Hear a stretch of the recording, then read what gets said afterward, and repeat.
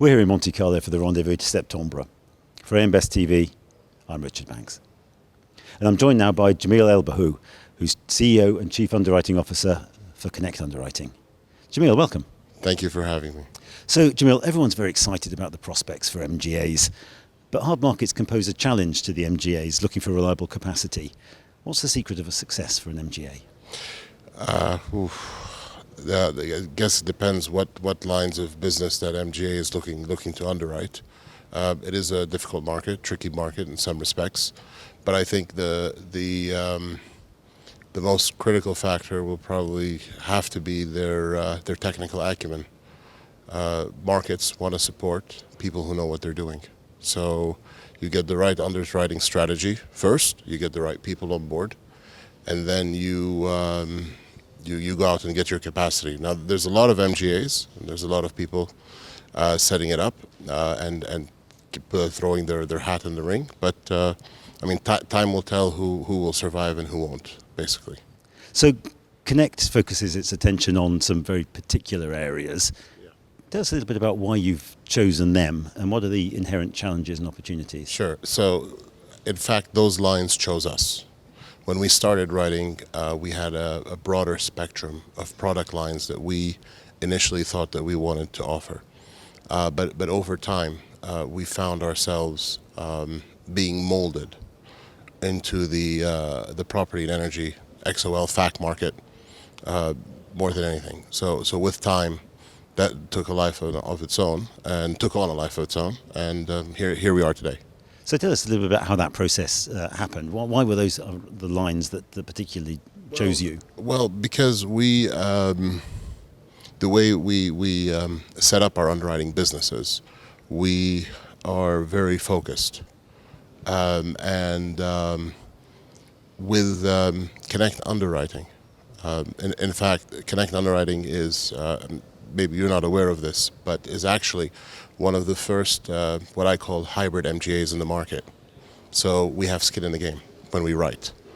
The way we buy our capacity, the way we underwrite it, unlike historical MGAs that were simply commission earners, we have skin ultimately in the profit or loss, and with that. We found ourselves playing the most value added in the property and energy space, probably as well simply because of how the actuarial model works. With other lines of business, whether it's casualty or other lines, it's a different game. It's a different modeling, different et cetera. So we chose early on to focus on these core classes and leave the other classes to the future, which is actually something we've done today. So I'm not sure if you've seen that press release already. Tell us a bit about what you've. So today we announced the launch of a new MGA called Stability. That's all over the London press, I think, as of a few hours ago. And Stability, unlike Connect, will be a play in the casualty and specialty market, over the counter and digital. So the lines of business that formed originally part of the greater Connect business plan are now we're now entering that market, but under a second boutique operation. So there's clearly a lot of talk in Monte Carlo about natural catastrophe risk. Yeah. Casualty perhaps gets a little less press here in Monte Carlo. Tell us a little bit about the support you've got for your new operation. Well, it's SME. So we are looking at, with Stability, we're looking at more emerging market to begin with, which was originally our original sandbox before expanding beyond that.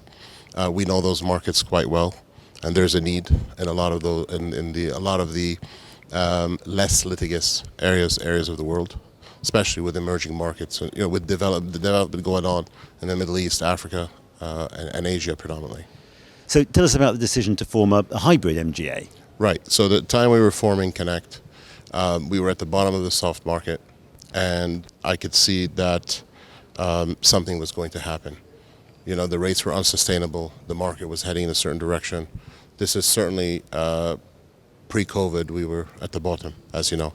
So I took the decision when I formed Connect that I wanted to be in control of my own destiny, and rather than going to the traditional route of trying to obtain regular binders, we decided to put together a risk provider or a special purpose reinsurance vehicle and went to the market to buy our capacity directly via the treaty route.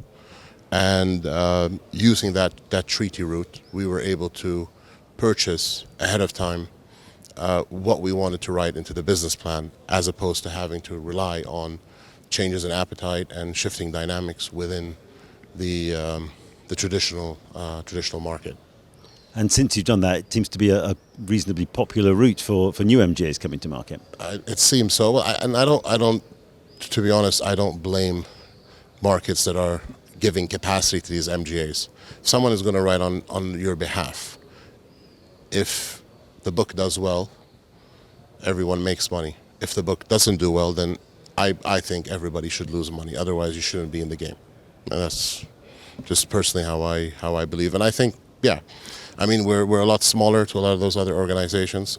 That's because we're taking our time. We're very niche, very boutique. We have no exuberant plans to grow at I don't know what and be wherever. But I think that's certainly the way to go. Either you have skin in the game, or you settle for the shifting dynamics of the soft and hard market and who's in and who's out and what you can and can't do. Jamil, thank you very much indeed for joining us. My pleasure. Thank you for having me. For AM Best TV, I'm Richard Banks.